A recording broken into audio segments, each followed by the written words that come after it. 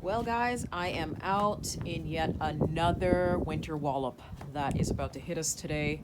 So I'm just going to take a quick peek down at the greenhouse and see what's going on. You can see by my flag that the weather is slowly deteriorating and the wind is really picking up here. So I'm going to try and slide down to the greenhouse and see what's going on in there and see if anything is still alive. We have had no sun for the last 2 days.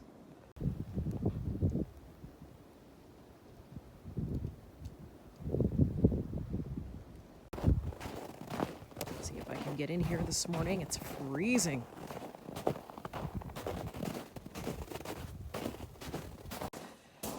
Let's see what the temperature is here. 1.7 degrees Celsius. I don't have my conversion chart with me for the Fahrenheit, but that's the temperature in here. You can see things are starting to get a little bit cranky with the temperature change. This guy is pretty much done. So take off the hot peppers off this guy because he's not happy. Oddly enough, I still have more green peppers on this guy.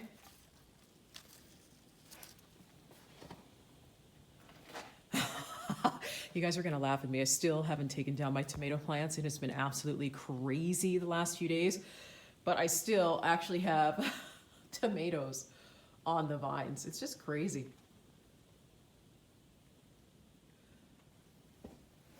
Let's see. They're not even frozen.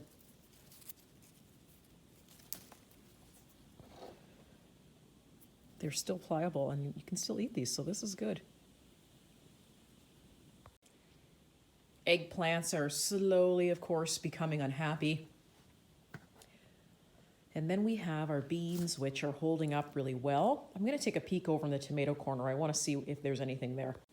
Before I get there, this is the celebrity hybrid, and it's hanging on for dear life. It is still giving me tomatoes. They're still pliable. It's still trying to ripen these tomatoes here.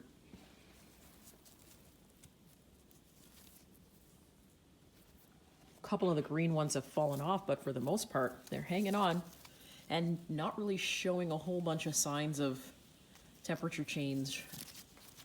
Let's see this one. But my leaves are unhappy, that's for sure.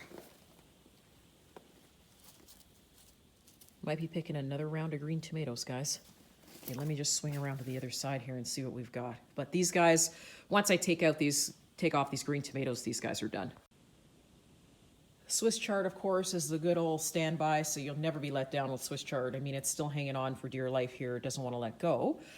But for those of you that got your Jadam books, you take a quick peek through your book, I want somebody to email me and tell me what this is. I'm just going to put the camera closer. Can somebody go into their Jadam book and tell me what this bug is on the Swiss chard? I'm going to let you find it. Over to the tomato patch. Okay, so the tomato patch is definitely showing significant stress on this side. These are celebrity hybrids on this side of everything. So as you can see, I've got a few green tomatoes. Some are actually still ripening, but pretty much it's had its day. It's time to take it down. The romapace here are still doing their thing. This guy's actually still trying to ripen. I've got quite a few tomatoes here that are hanging on. And guys, I still have new blossoms on my romapace. They're still putting out blossoms and it's only 1 degree in here, so this is pretty good. But I've got tons of tomatoes on them still.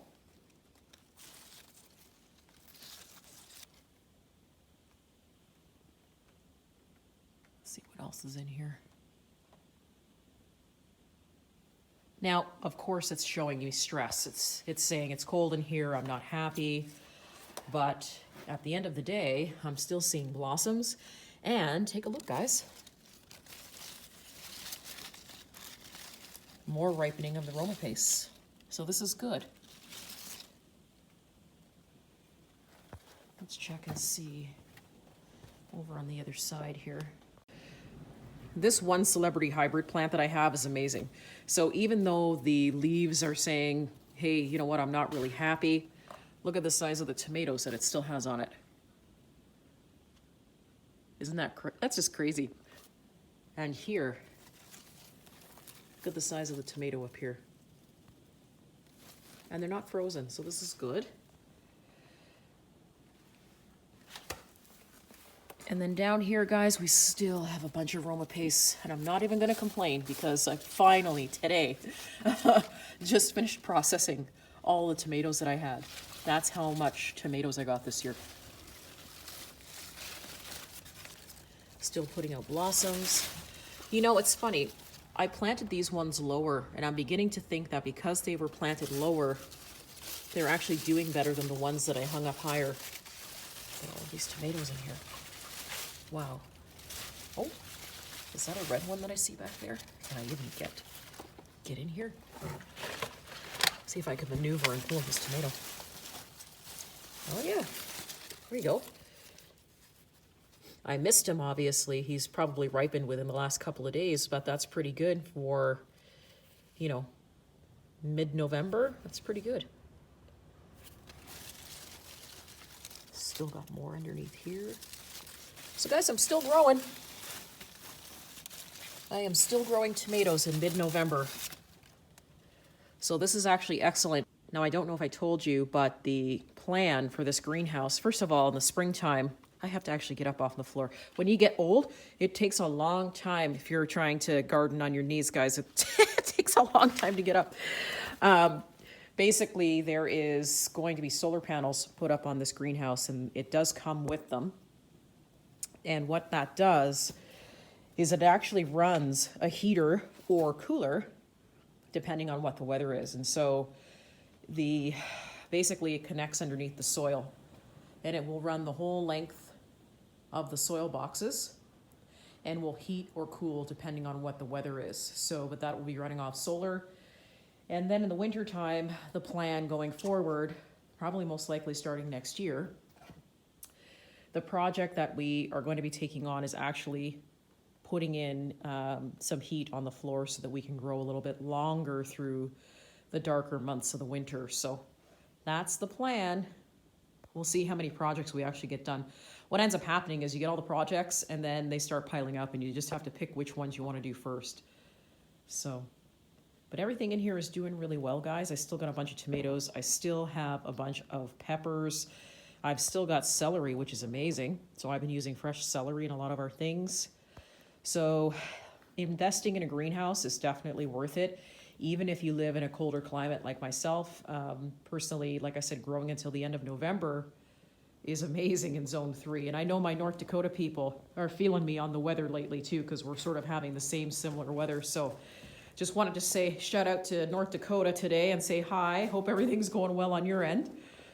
But other than that, guys, the strawberries in here are put to sleep now. Actually, I do have a couple of little blossoms, but they're pretty much done. So everything is basically needing now to be cleaned up, stripped down on some of the things that aren't going to grow anymore, and then, you know, basically put to bed for the winter.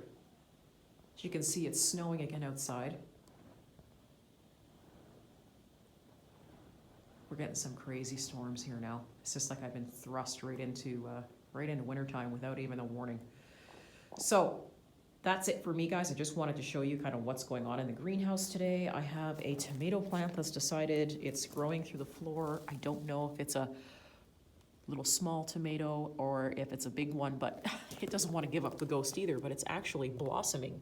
It actually grew through my landscape cloth. I don't know if you can make out the blossoms.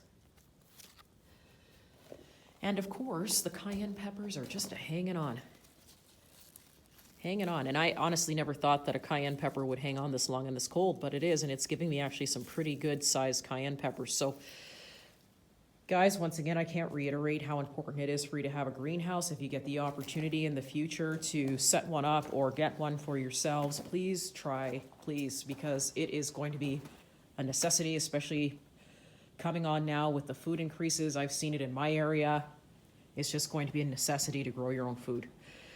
So guys, I'm out for the day. I have to run back up to the house and finish off doing Etsy, but thanks for joining me today. If you liked the video, give me a thumbs up or subscribe, and hopefully see you soon.